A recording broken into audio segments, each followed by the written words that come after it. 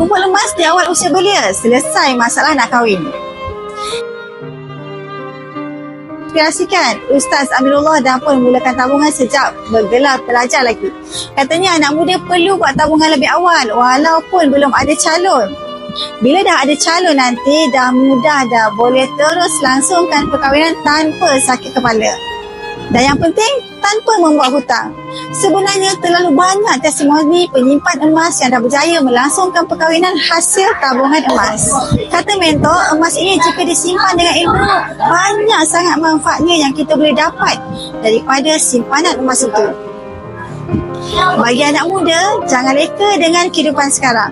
Ya betul, hidup hanya sekali, tapi biarlah susah di usia muda, bukan susah di usia tua.